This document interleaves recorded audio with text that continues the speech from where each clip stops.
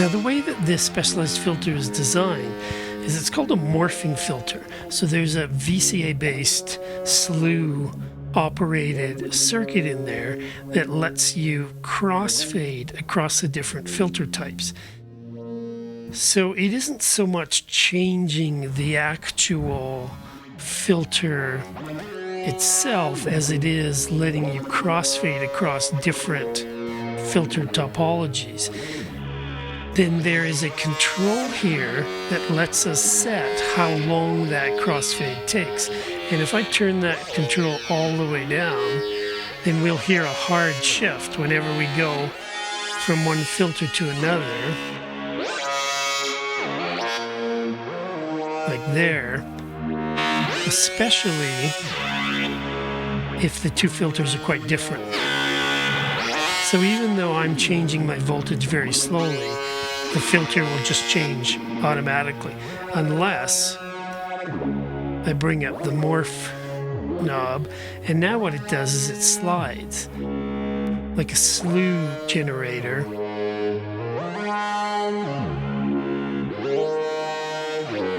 It'll slide from one type to the other. And as long as you see, I don't know if you can see on the screen, there's two little LEDs flashing. They flash for as long as the morphing is happening, and then when they stop flashing, you've fully made it to the other. So if you want to move slowly from one filter type to the other, and you're moving at a consistent rate, bringing up this morphing control can really get you into the same territory as having an actual filter in which the filter topology morphs like some of the digital filters that we've seen. I patched this up just to give you a sense of what it's capable of doing and what we can do with our patch.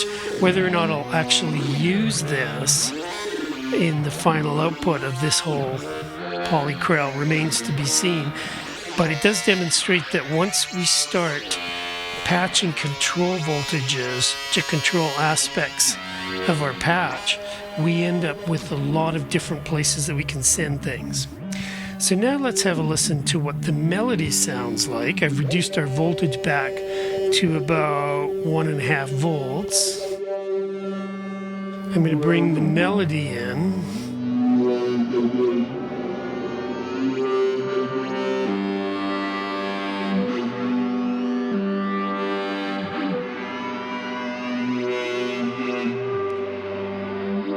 And we can hear the interplay between their two pitch collection types.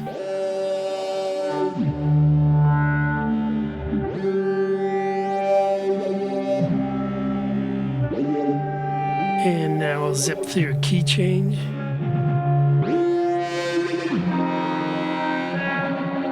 So when the quantizer changes keys, the melody updates almost instantly because the first note that it grabs will be one of the new pitches from the quantizer. But the counterpart voice, the paraphonic harmony voices, and especially the bass voice, can be holding frequencies, voltages from the quantizer that is no longer being output. Their sample and holds will hold on.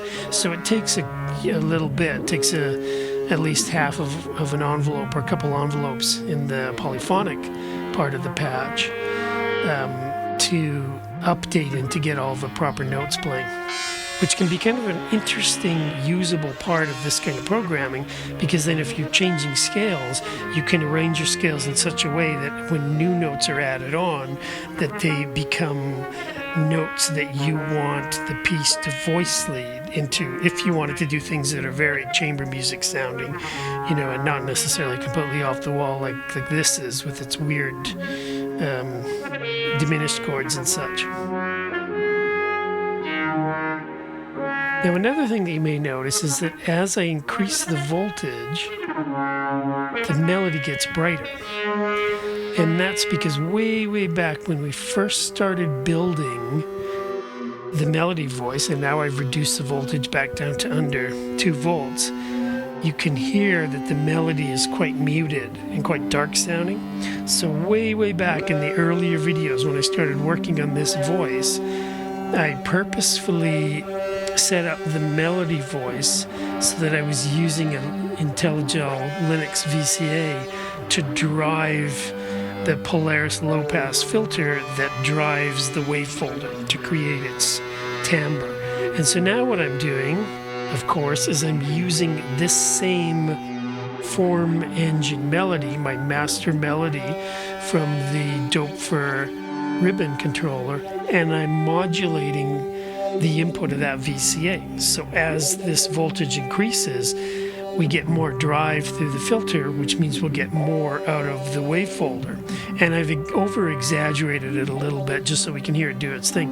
Here I'm going to bring up the voltage, so now we've passed the first key change. And we'll hear the melody brighten up as it speeds up.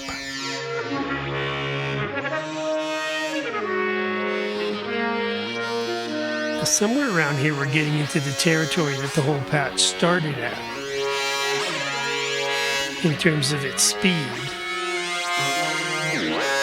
But we can hear both the counterpart and the melody timbres are getting quite bright. And now I've got another key change.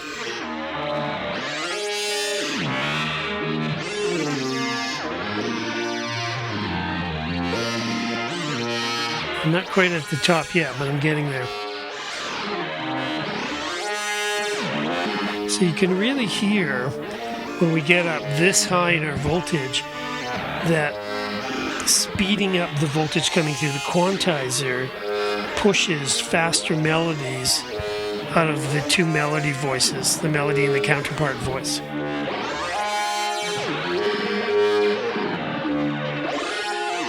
And of course, periodically, the melody voice kicks up an octave.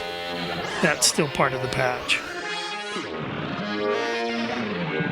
And then that's wide open.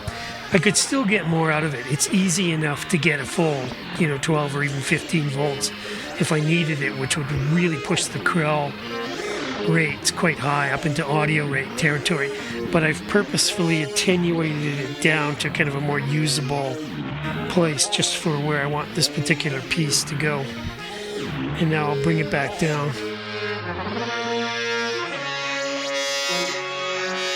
And we can hear the reverb coming back in.